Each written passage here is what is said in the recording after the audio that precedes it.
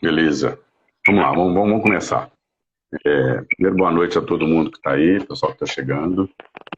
Quero só começar agradecendo a você, Wagner, que fica botando fogo para eu fazer essas lives. Não é algo que a gente está habituado, mas tomara que isso se torne um hábito, né? Tomara. A gente tem uma coisa para passar, vamos tentar. Isso aí. O importante é fazer. Então, obrigado a você primeiro pela insistência e dedicação de tratar essas coisas com a gente. Valeu. Não posso deixar de agradecer a toda a equipe da Tecnoeb. Estou vendo que tem muita gente aí que já entrou. Sim. E acompanha a gente, prestigia, e esse pessoal nosso da Tecnoeb que está segurando a barra, né? Tá trabalhando no novo modelo. Eu lembro que uma semana antes de ter essa confusão toda, uma semana, 2 ou 3 semanas antes, eu tinha começado a fazer um test drive de home office com algumas pessoas. Cada semana mandava um para home office, né? A ideia era que aos pouquinhos as pessoas fossem acostumando com o home office. Foi a Dayana, foi a Luana e tal. E de repente todo mundo para o home office. E aí foi porque tinha que ser. E a gente fica preocupado de saber como é que as coisas iam continuar. Infelizmente estão muito bem. Então agradecer a toda a equipe da Tecnoeb, lembrando que 100% da nossa equipe de suporte está em home office, né? E 95% de toda a equipe da Tecnoeb está em home office. Então só tem algumas pessoas lá no escritório segurando a onda lá por causa do telefone, que ainda toca de vez em quando. Então agradecer a todo mundo por isso aí. A ideia dessa live é mais uma provocação, que é o que eu tenho procurado fazer já de muito tempo. A gente usa como argumento, às vezes fazer uma palestra, às vezes fazer um texto, um blog, etc. Mas a ideia é provocar as pessoas. Então, esse é o objetivo. Eu espero que a gente consiga aqui, de alguma forma, provocar as pessoas que estão aqui dentro, estão participando dessa live. Nós vamos tratar de 3 temas, né? Fluxo de caixa, fidelidade e delivery. Esses são os temas que nós vamos tratar, né? Mas antes, eu queria explicar por que eu escolhi esses 3 temas. Porque eu entendo que são 3 temas que, de alguma forma, eles impactam dentro do negócio. Vamos imaginar fluxo de caixa, né? Dia 6 de maio é o dia de pagar a próxima folha de pagamento. Então, você que é empresário, diretor, gerente de uma empresa, você tem certeza absoluta de que você vai ter saldo, você vai ter dinheiro em caixa para pagar essa folha de pagamento dia 6 de maio? Só tem essa convicção, essa certeza, quem já tem um planejamento de fluxo de caixa para depois do dia 6 de maio, ou pelo menos até o dia 6 de maio. Sim. E eu sei que os nossos clientes, de uma forma geral, tiveram impacto de queda de faturamento, tiveram que se adequar, implantar algumas novas atividades, algumas novas formas de trabalhar. Mas e o fluxo de caixa? Quem consegue hoje fazer esse planejamento de fluxo de caixa? Então, por isso é que é um tema que eu coloquei. O outro tema, delivery, é porque está bombando. Delivery, loja de comércio e varejo, que não trabalhou no delivery, não está trabalhando no delivery, está perdendo tempo. Tem restaurante, aliás, os restaurantes estão funcionando 100% no delivery. 100% no delivery. E eu conheço alguns, hoje mesmo liguei para alguns que estavam fechados, não estão trabalhando no delivery, ou seja, sem faturamento nenhum. Não sei como é que consegue, mas quem está trabalhando está no delivery. E padaria, supermercado, delicatessen, lanchonete, né, esse pessoal está trabalhando muito no delivery. Tem muita gente aberta, felizmente tem muita padaria aberta, tem muito supermercado aberto, lanchonete, mas muito trabalhando no delivery. Então é um modelo que mudou, por isso que eu coloquei o tema. E fidelidade, eu vou encerrar a live falando sobre fidelidade, porque esse eu acho que é o grande pecado do comércio varejo de alimentos, tá? É um grande erro que há muito tempo já era para ter sido corrigido e infelizmente o mercado de varejo não se atentou a isso. E eu vou falar sobre isso porque eu acho que esse vamos assim, o tema mais importante de hoje para depois da pandemia, para depois desse momento de isolamento social. Então são os 6 temas que eu resolvi falar. Ótimo. Claro que está todo mundo muito preocupado com o que está acontecendo, consumindo um monte de notícia. Eu não tenho consumido tanta notícia assim sobre coronavírus, porque eu acho que isso faz mais mal do que bem. Tem alguma coisa acaba chegando, se você está conectado, acaba chegando. mas a minha preocupação é porque as pessoas que estão consumindo todo tipo de notícias sobre coronavírus acabam agindo só em função disso, né? E aí, se você assiste um canal, ele fala uma coisa, você faz de um jeito, se assiste outro canal, ele fala outra coisa, você faz de outro jeito, e daqui a pouco você não sabe para onde você está indo, você está tirando para tudo quanto é lado, e eu acho isso um grande perigo. E então não é agir em função disso. O coronavírus aconteceu, aí já está instalado, já estamos um mês aí de isolamento social, basicamente, um pouco mais, né?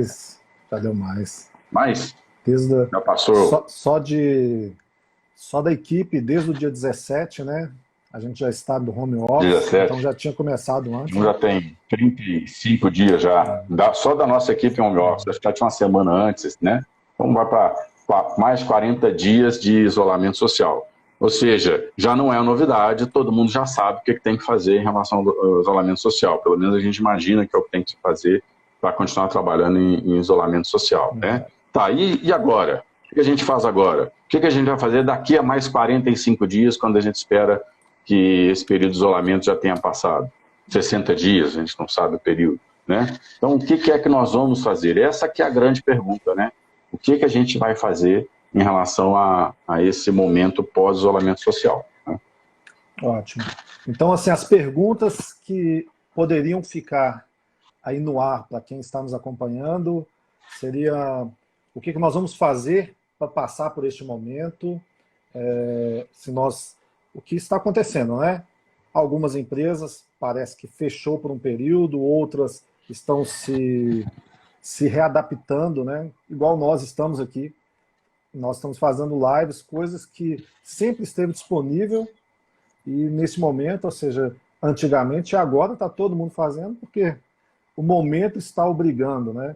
Então empresas estão tendo que se readaptar, né? Ou seja, para garantir viver aí mais 60 dias. É sobre mais ou menos isso que nós vamos tratar nessa noite, a começar então pelo fluxo de caixa? Exatamente. E eu queria deixar uma pergunta para quem estiver aí, ou para depois quem assistir essa live que vai estar no YouTube, né? Eu perguntaria o seguinte, assim, né? Depois que passar o efeito de isolamento social, né? Pensando nos dias de hoje, mas pensando depois do efeito de isolamento social, o que você tem aprendido com isso? O que de novo você aprendeu? Eu não sabia antes, agora sei, eu não fazia antes, agora eu faço, né? E a sua equipe, da sua empresa, da sua padaria, do seu supermercado, da sua empresa, está preparada para trabalhar de uma maneira diferente depois do isolamento? Então, deixaria essas duas perguntas no ar aí para o pessoal responder, tá? Eu acho que é por aí. Se você não aprendeu nada, se você não está preparado, fica atento.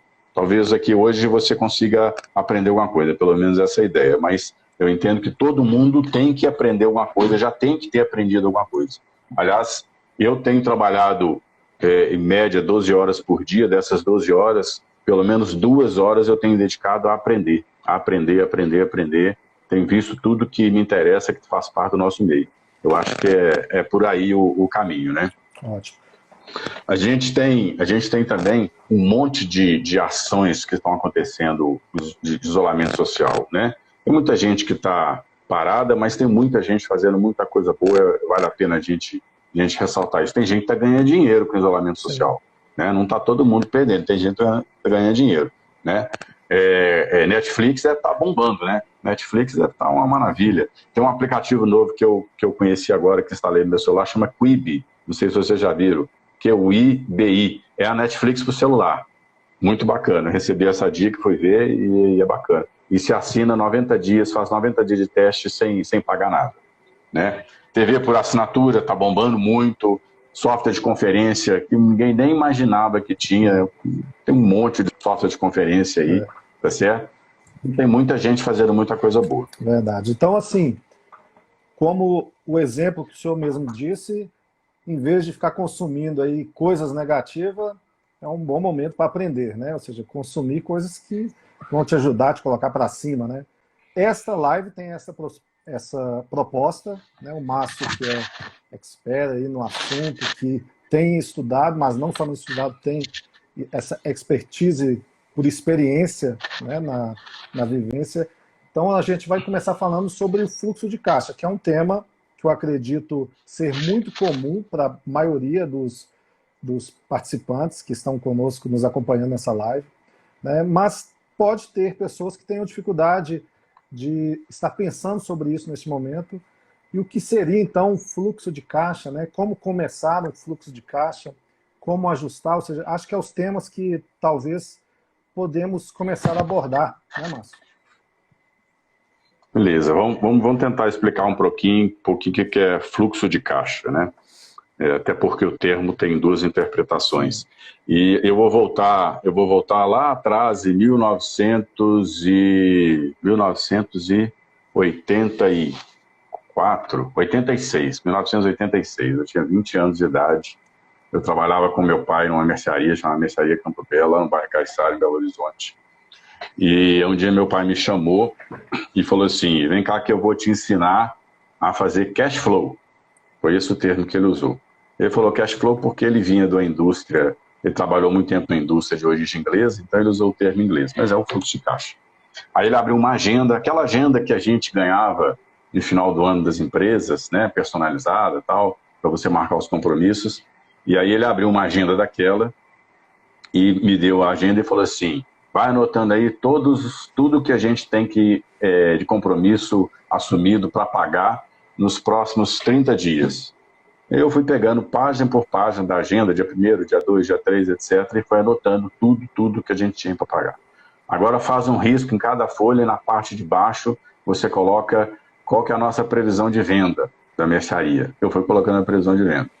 Agora faz mais um risco e coloca o saldo. Vê o que vai colocar de saldo. Ele falou assim, mas coloca de lápis, tá? Os outros você coloquei de caneta, agora o saldo você coloca de lápis. Que outras coisas vão entrar aí e esse saldo vai modificar. Então ali, em 1986, há 34 anos atrás, foi a hora que eu tive o primeiro contato do que era um fluxo de caixa. E durante muitos anos, eu administrei o fluxo de caixa da mercearia numa agenda, numa folha de papel. Não tinha computador na época, né? Então era ali que eu administrava.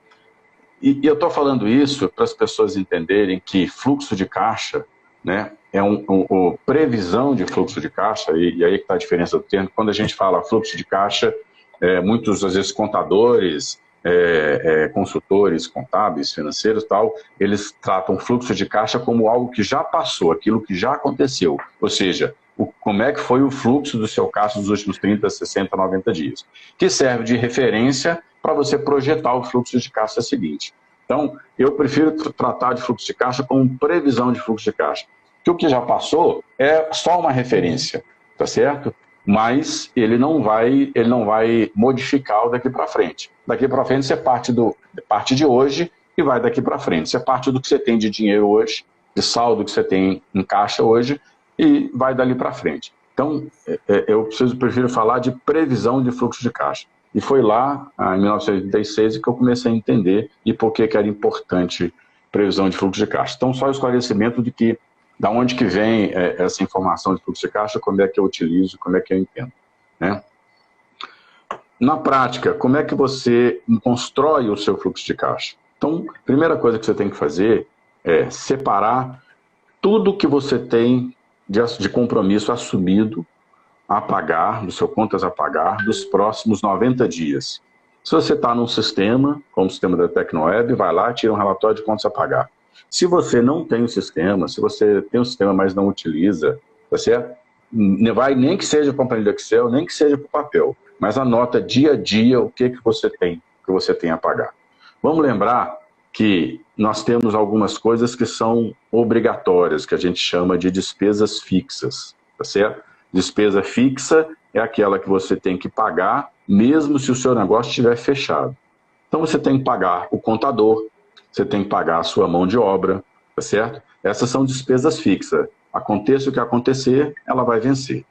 Você tem as despesas variáveis, aquelas que vão vencer, mas que vão alterar em função do movimento do seu negócio. Nesse momento, as despesas variáveis mudaram muito, né? Porque você tem conta de luz, conta de água, tá certo? Isso vai depender do que você teve de consumo.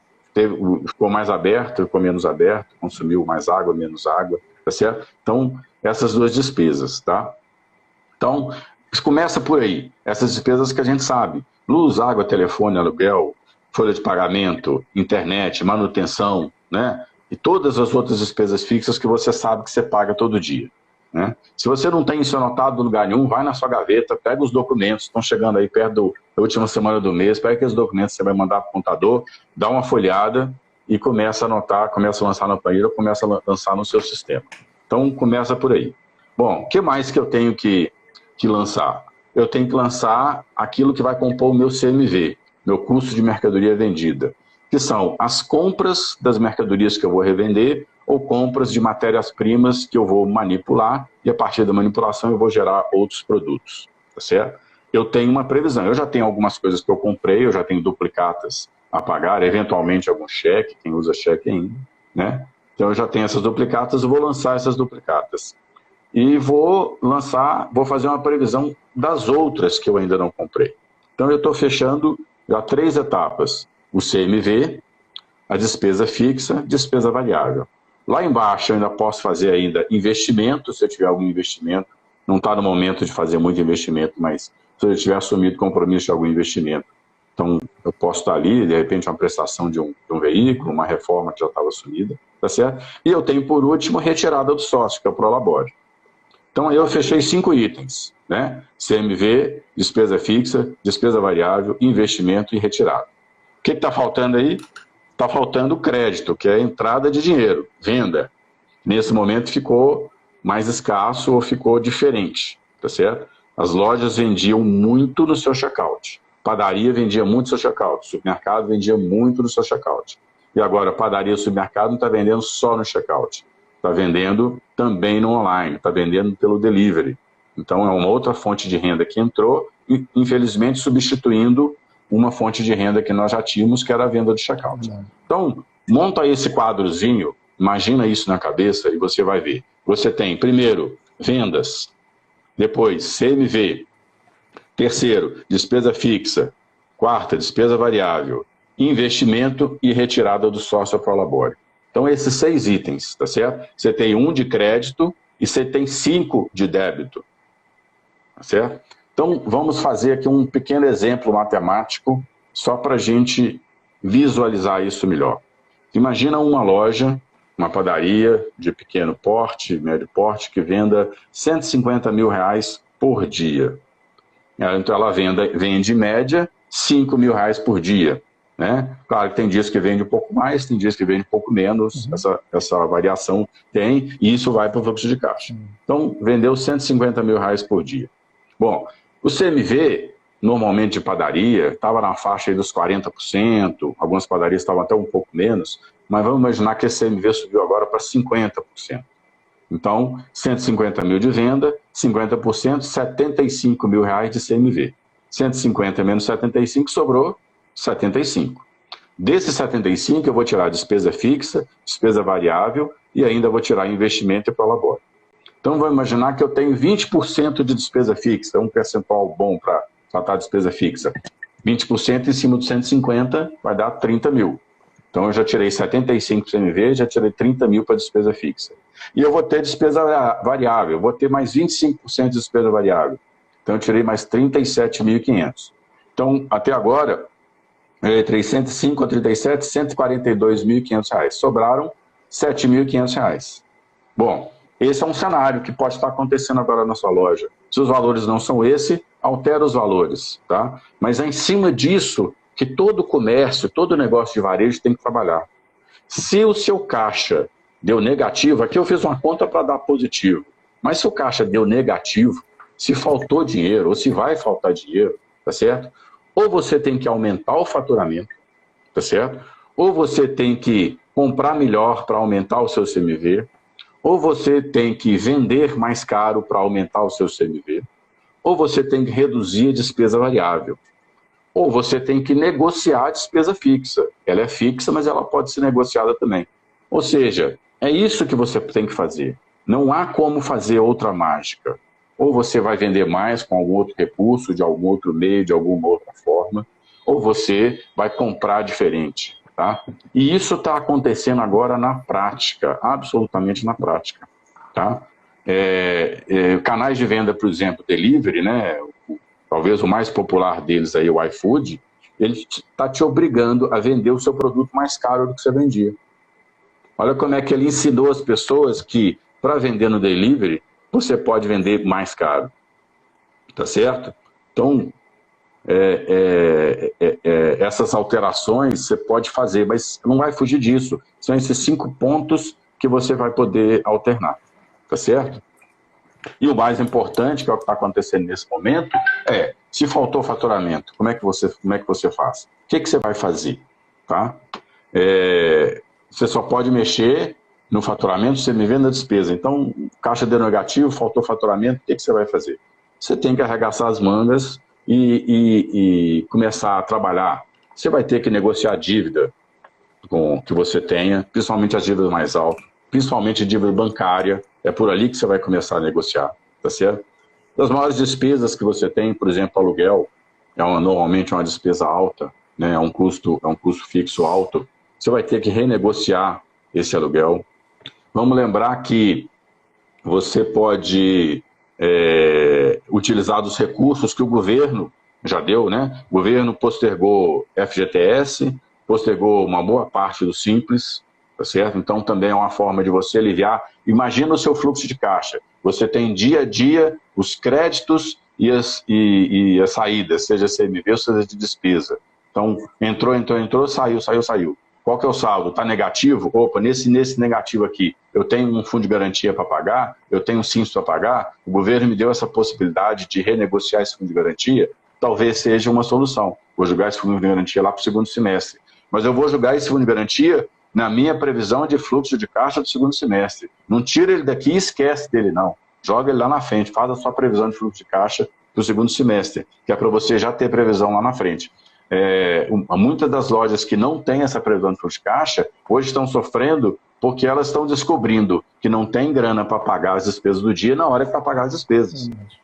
E nem no dia anterior, nem na semana anterior. Então a ideia do fluxo de caixa, da previsão de fluxo de caixa, é você saber, cara, o que vai acontecer semana que vem? O que vai acontecer daqui a 2 semanas, daqui a um mês? Se você tem organizado sua previsão de fluxo de caixa e você sabe que no dia 6 de maio vai faltar dinheiro, cara, você tem 14 dias para se movimentar e tentar corrigir isso. Se você não sabe, você vai saber isso no dia 6. No dia 6 você vai ter pouca coisa para fazer. Muito pouca coisa para fazer. E provavelmente vai tomar decisões que não serão boas decisões. Né? As decisões que a gente tem que tomar e não toma, alguém toma pela gente. E quando toma pela gente, dificilmente vai ser a decisão que a gente gostar.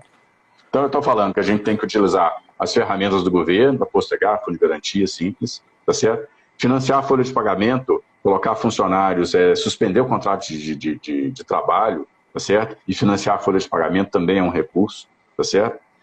Claro, não está na época de economizar, de fazer reserva, mas se sobrou um pouquinho, faz a reserva, você não sabe como é que vai ser no dia seguinte. Uma outra coisa que aconteceu muito interessante agora nessa Páscoa, uma grande marca de chocolate, de ovos de Páscoa, estavam com as lojas fechadas, ela negociou com os supermercados um espaço para poder vender os chocolates dela. E algumas padarias também, né? Certo? Padarias também. Eu vi em supermercado, eu não vi em padaria. Eu vi faixas em supermercado. Padaria eu não vi. Tá? Agora eu pergunto assim, aquelas padarias, aqueles supermercados que venderam ovos de Páscoa num novo modelo, porque até então o ovo de Páscoa, como é que era vendido? Fazia aquele corredor de ovo de Páscoa, ficava pendurado ali 1 mês, 2 meses, tá certo? Incentivando a comprar. Isso não aconteceu esse ano.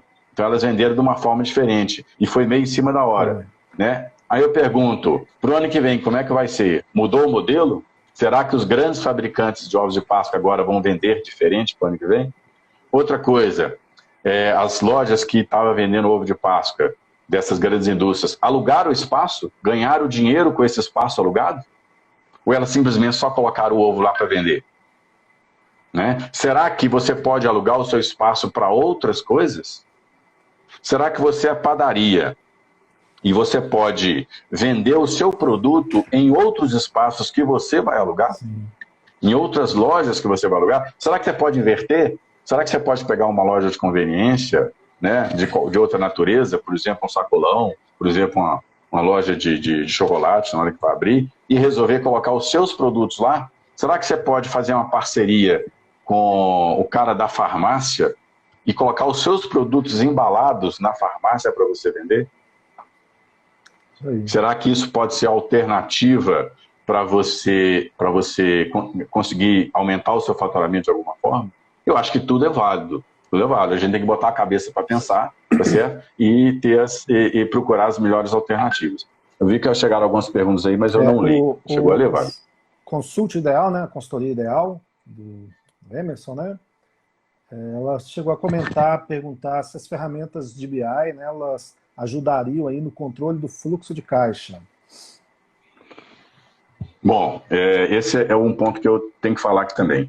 Se você não tem essas informações através de um sistema, de um software, né, igual o da Tecnoeb, então começa a fazer agora. Porque tem uma grande vantagem para quem está no varejo. Se você começa a fazer agora, daqui a 30 dias, o volume de informação que você já tem armazenado no seu sistema já é gigantesco. Então começa a fazer agora, tá? Então, claro que todas as ferramentas, pode ser um ERP ou um BI, são fundamentais para isso. E as rotinas que se implantam dentro de uma loja, como entrada de mercadoria, fechamento de caixa ou conferência de caixa, são fundamentais para alimentar o seu sistema e começar a gerar o fluxo de caixa. Porque quando você faz a conferência do caixa, o fechamento de caixa, você está alimentando ali os seus créditos e você está alimentando os seus cartões de crédito que você vai receber daí a 30 dias. Então você já está formando o seu fluxo de caixa. Quando você dá a entrada de mercadoria, você está lançando ali a duplicata da mercadoria que você comprou e já está montando o seu fluxo de caixa de forma automatizada. Então, claro, ERP, a montagem do fluxo de caixa começa pelo ERP. O BI vai te dar o cenário, vai te dar um gráfico, vai te dar a informação, tabela, planilha, tá certo? Com todas as informações. Mas tudo começa ali no ERP. Verdade. A Adriana Gama, né, ela comentou que realmente o fluxo deve ser feito com antecedência mesmo e que não saberia trabalhar sem esse fluxo, né? E o Elias Pedrosa, ele comentando sobre o exemplo que estava dando nas padarias no Pará, juntamente com a Cacau Show. Isso aí. Lá no Lince, para quem tem o sistema Lince, deve ter alguns clientes, algumas pessoas estão conectadas aí que podem ter o sistema Lince, ou que vão ver isso depois do YouTube, tem o sistema Lince. Menu financeiro, relatório por período de vencimento. Esse é um relatório de fluxo de caixa, tá certo? Tirou ali, dia a dia, conferiu. Opa, o que está aqui é menos do que eu estou pagando, está faltando lançamento. Faz contato com a equipe de suporte da Tecnoeb Informática e procura entender o que está faltando, o que você não está fazendo para poder alimentar o seu fluxo de caixa, tá certo? Sobre fluxo de caixa, fechamos para a gente ir para um próximo tópico ou você ainda gostaria de complementar? Não, se não tiver mais nenhuma pergunta, a gente pode passar para o próximo tópico. Eu acho que deu para dar uma explanação de como é que funciona. Basicamente cara, pega tudo que você tem a pagar e começa agora a organizar numa agenda, num papel, numa planilha ou num sistema. Começa agora. Se você fizer isso agora, no dia 6 de maio, no dia da sua folha de pagamento, você já vai ter previsão do que vai acontecer e você já vai começar a conseguir planejar o seu próximo mês de maio, que a gente ainda não sabe o que vai acontecer em função da pandemia. Tem dificuldade? Manda um e-mail para mim, eu ajudo a você formar o seu fluxo de caixa. tecnoeb@grupotecnoeb.com.br. Faça contato com a equipe de suporte da Tecnoeb. Eles vão te ajudar a você alimentar o seu fluxo de caixa. Esse é que é o caminho. Ótimo.